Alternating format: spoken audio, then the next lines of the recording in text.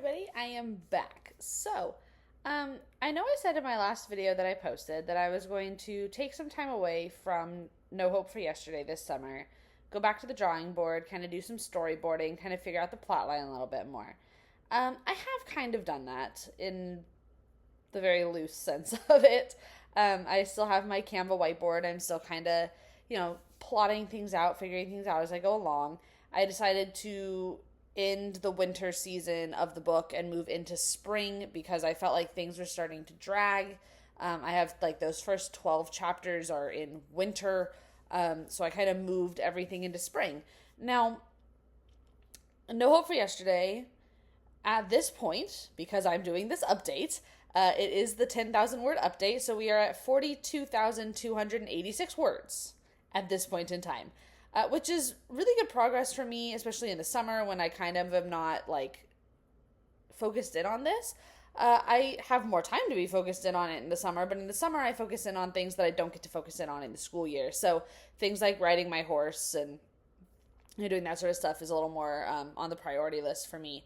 So I've got 42,000 words now in No Hope for Yesterday, and I've got 16 chapters completed. I'm starting chapter 17. So this is good. This is good progress. The thing about No Hope for Yesterday is, as I've said in previous videos, it's the one book in this trilogy that is only upwards.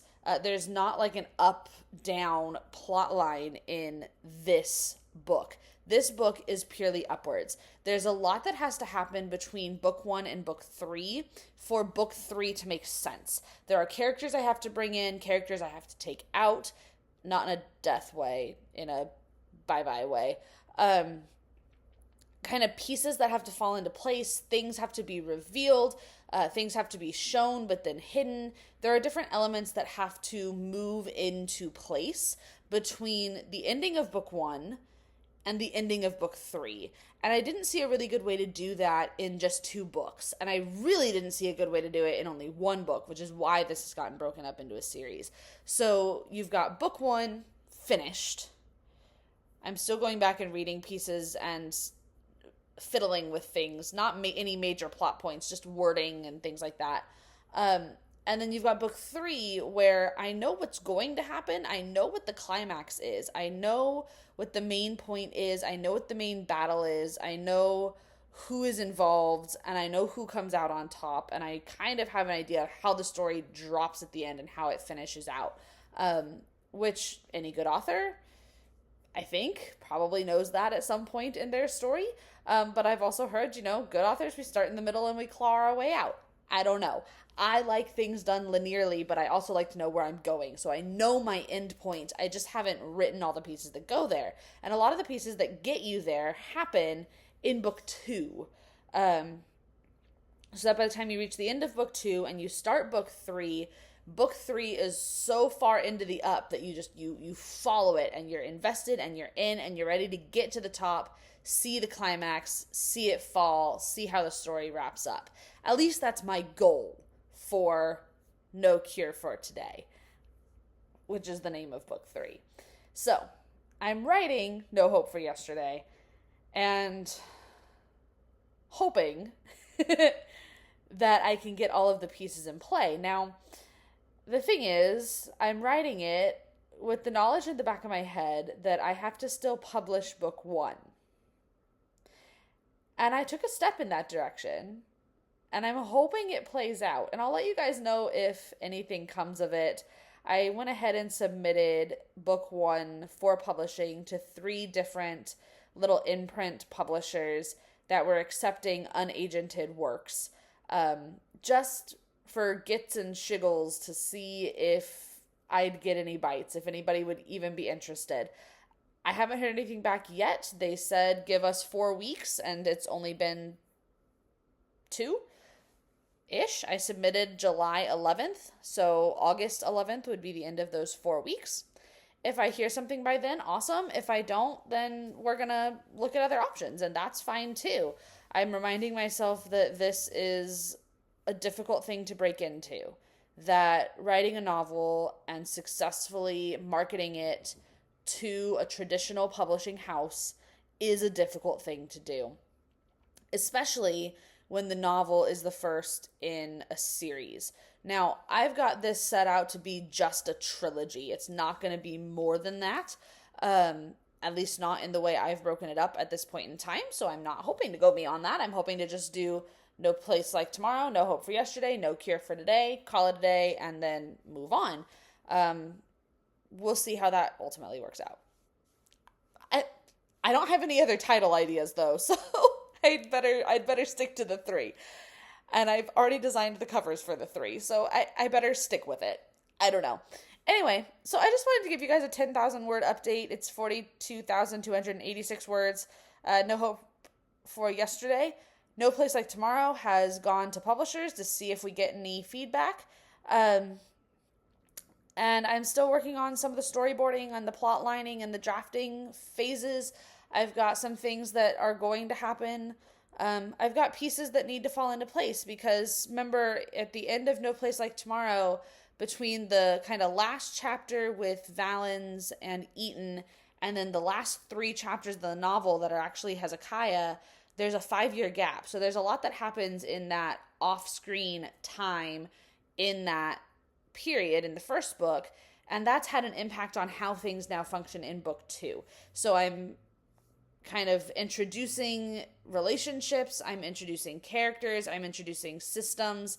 There's technology that exists that didn't. There's pieces that have to fall into play that have to get a little bit explained. So book 2 feels a little exposition-y. It's not fully. There is still a plot line that it's following. There is still things happening. It's still working towards an ultimate goal.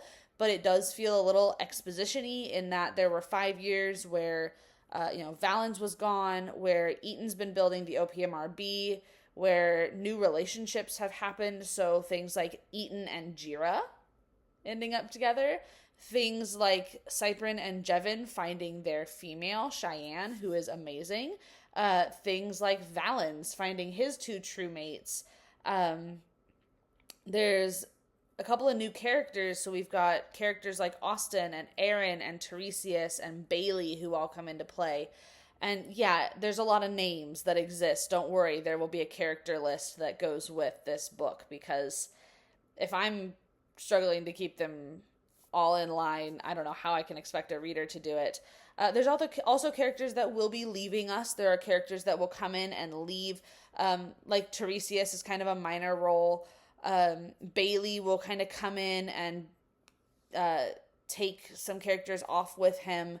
So there are things that are happening, things that are moving and shifting in the realm of the OPMRB, things that are moving and shifting in the realm of the society. You meet the bad guy in book 2. You don't know he's the bad guy. It is very reminiscent for me of the line in Beauty and the Beast where Belle says, here's where she meets Prince Charming, but she won't discover that it's him till chapter 3. Here's where you meet the bad guy, but you won't discover that it's him until book 3. Yes, it's a male bad guy. It's fine. So there are things that are moving and shifting and changing that you get in book 2 that are all going to build into book 3 and into the rise and the climax and the end.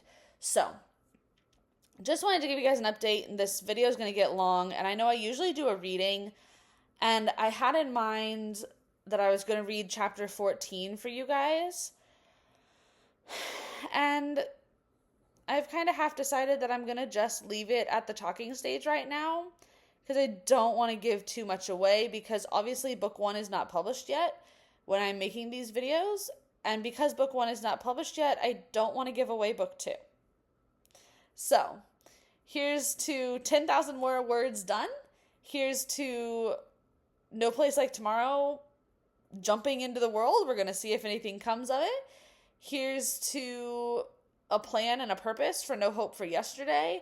Here's to hopefully making it to book 3, No Cure for Tomorrow. So that's all I've got to say tonight, and I hope you guys are still hanging with me at this point. I know it's a long journey, and there's still a long ways to go. So if you're still with me, thank you for hanging with me. If you're new, I hope you're not new jumping into this video, but if you are new, go find my YouTube channel and watch the other ones.